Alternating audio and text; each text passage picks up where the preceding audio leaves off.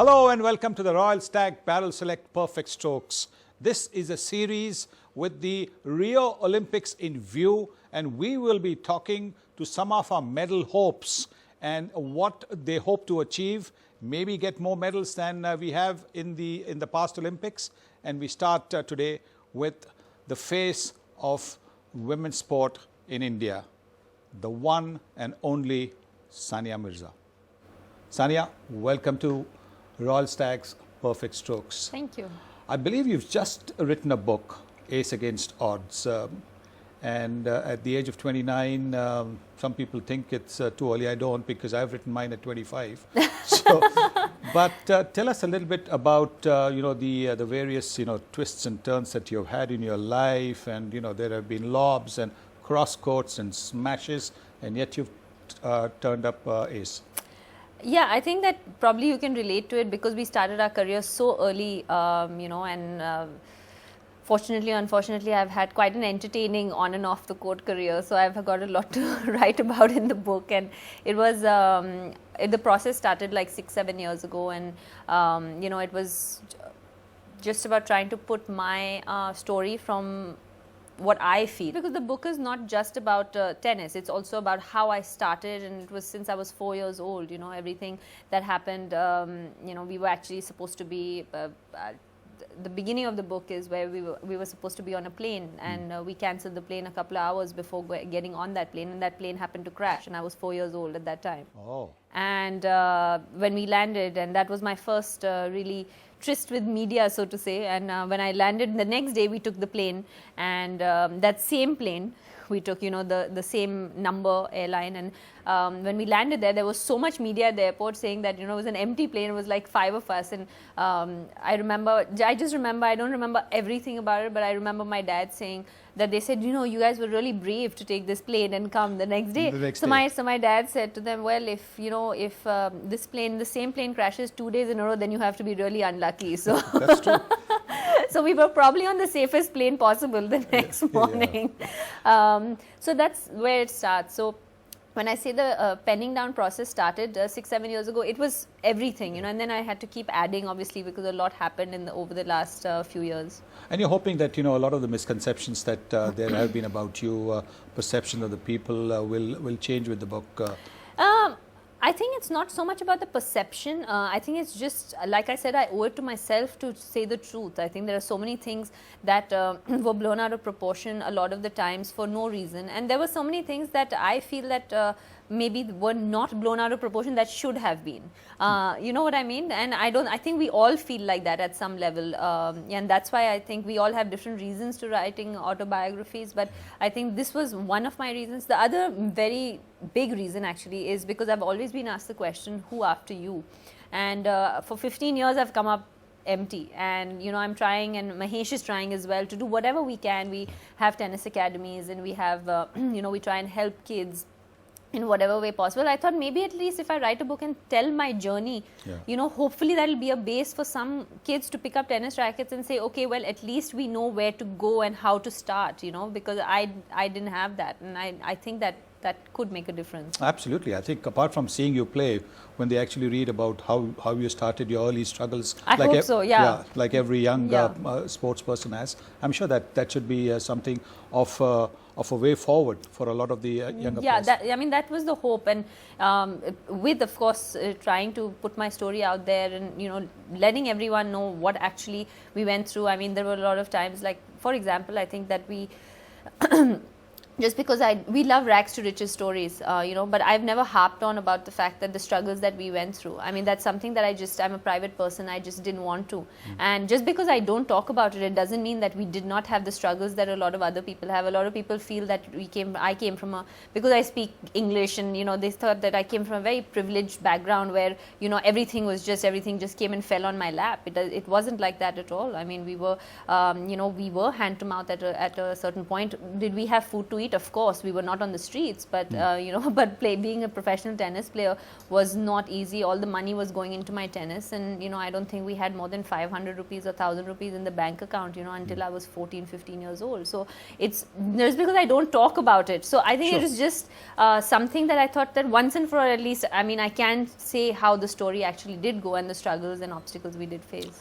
I don't think a lot of people over here know that there is a cricketing connection in your family as well. Lots. Well, I'm not talking about the later connection. I'm talking about the early connection, the family connection. Yes, of course. And my dad's cousin was obviously married to Ghulam Ahmed Saab, who was the Indian cricket team captain. I think it was in the 50s, right? Yes. Yeah, if I was not wrong. And of course, he's ahead of my time, but yes. Yeah. Okay. But no, and so we always had sport in our family. Also, my dad's cousin, who actually, I grew up in a joint family when I was younger, till about 13, 14 years old. And we lived with my dad's cousin, his first cousin, and his name was Fayaz Beg, who played Ranji Trophy as well. So we always had a lot of cricket in our family, but we never had tennis. Well, Ghulam Saab, you know, was the secretary, captain of the Indian team for a couple of tests, and also secretary of the BCCI, and very, very well liked, loved by the you know, the cricketing community.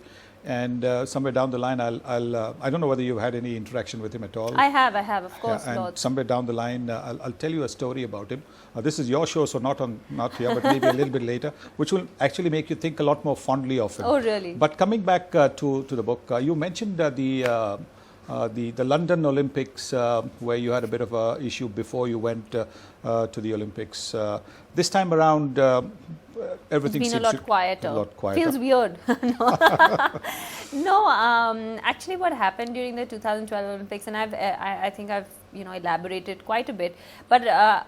Not so much more than I did in 2012, because I said exactly what I felt, and even at that time, and I said exactly the same thing in the book as well. And at that time as well, it was trying to, egos came in the way of trying to win medals, and it was more important for certain egos to be whatever happened. And the thing is that it was a very tough time for tennis in the country. It was a very tough time, and it was awful to be a part of that.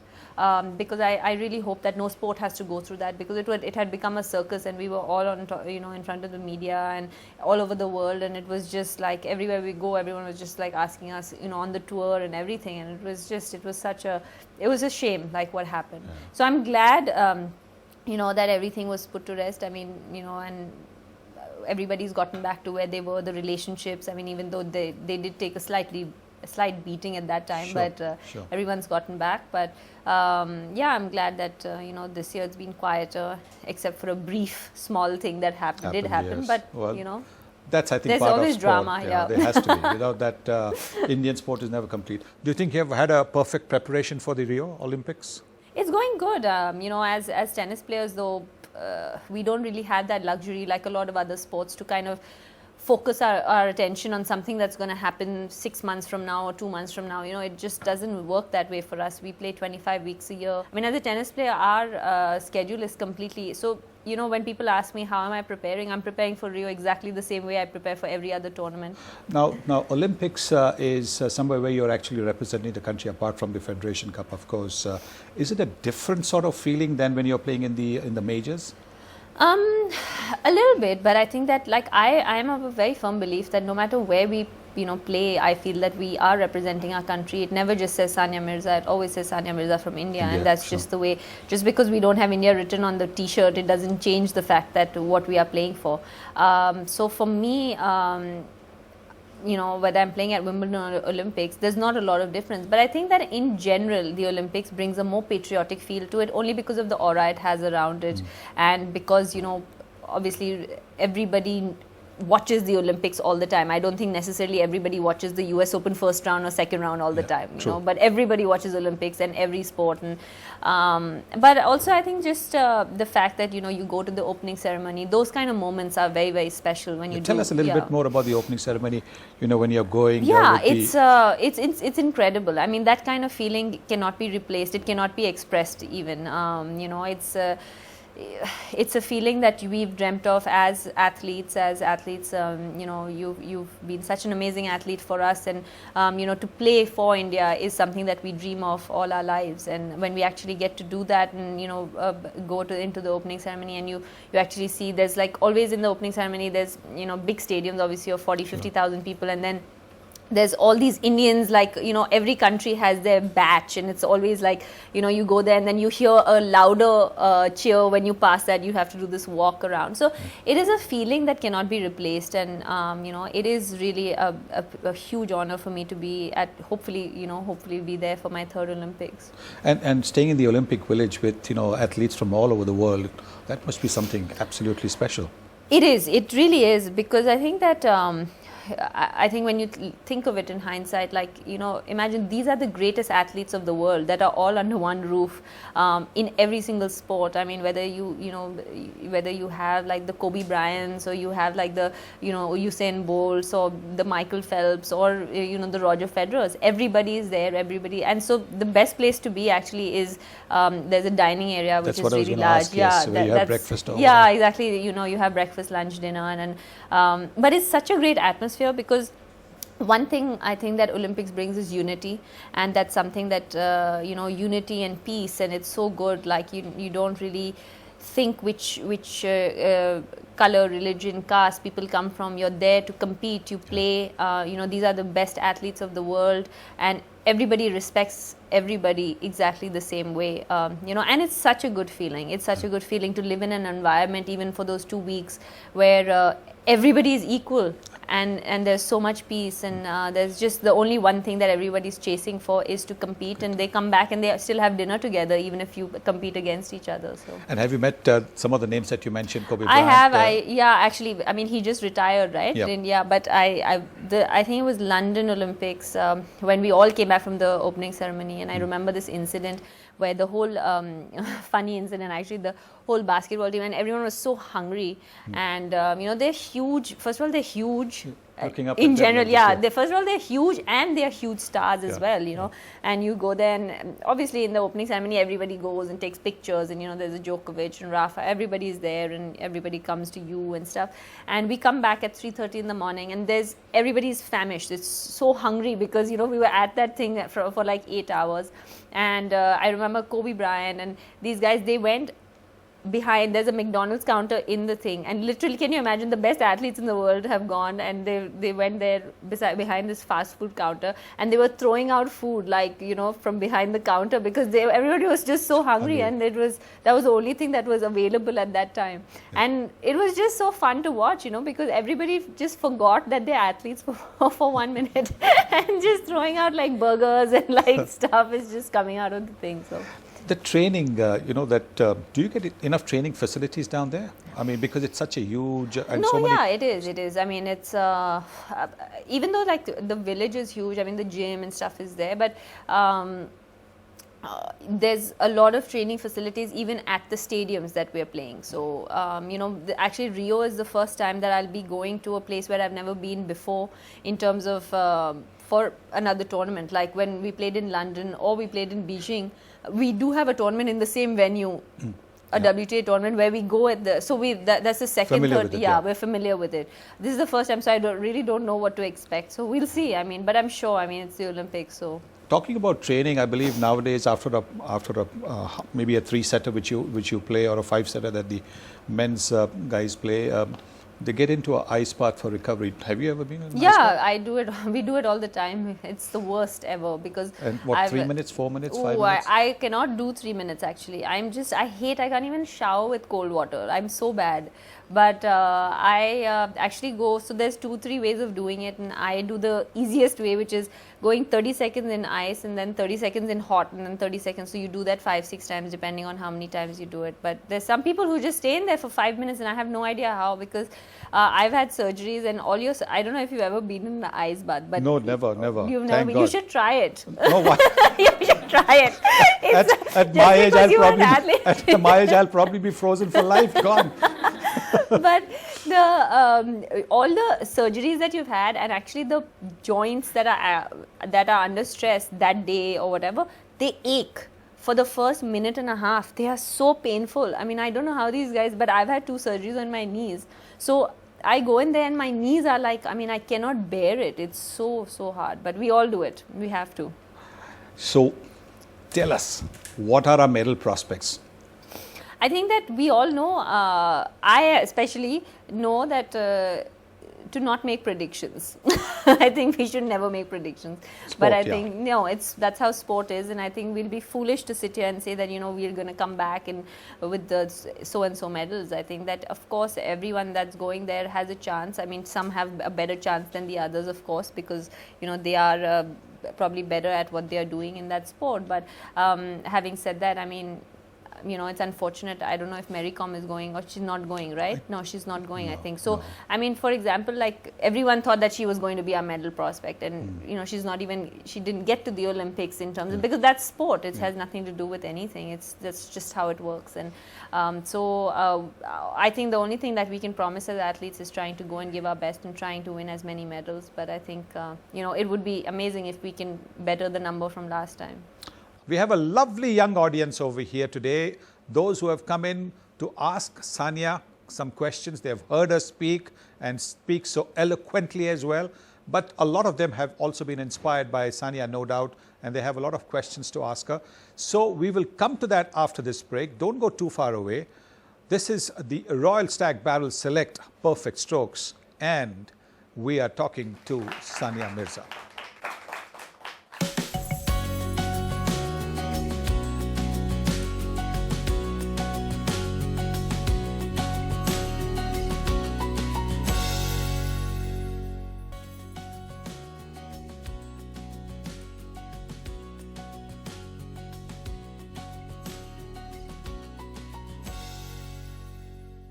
Welcome back to the Royal Stag Barrel Select Perfect Strokes.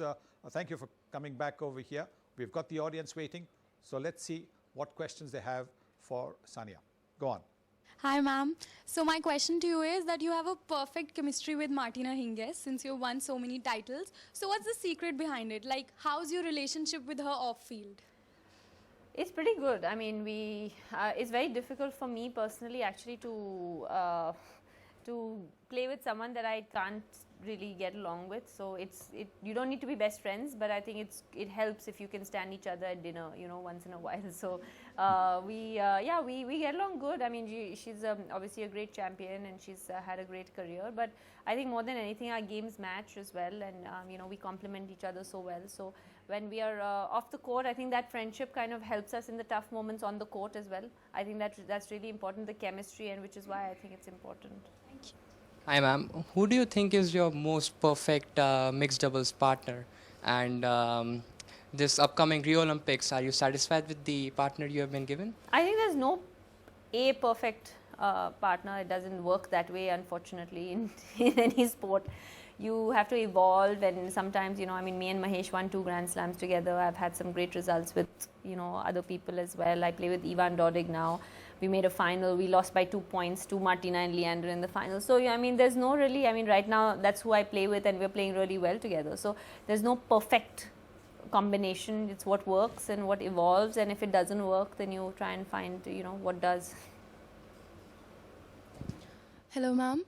I would like to ask you that what have been your perfect moment entire journey till now? Wow, I mean, it's been a long journey, like I said, but I think probably getting to #1 in the world, I would put it there. I mean, of course, winning Grand Slams, and, you know, of course, they were the most special things as well. But I think getting to #1 in the world, I think as an athlete, that's what we dream of, and there's very few people who get to #1 in the world and at what you do. So, Absolutely, yeah. absolutely. So I think for me, to get to #1 and stay there as long as I have and still being there, that to me is probably the most perfect moment I've had. I want to ask you that if a Bollywood director approaches you to make a film on your autobiography, which actor would you want to play your husband? My husband? Your husband's role.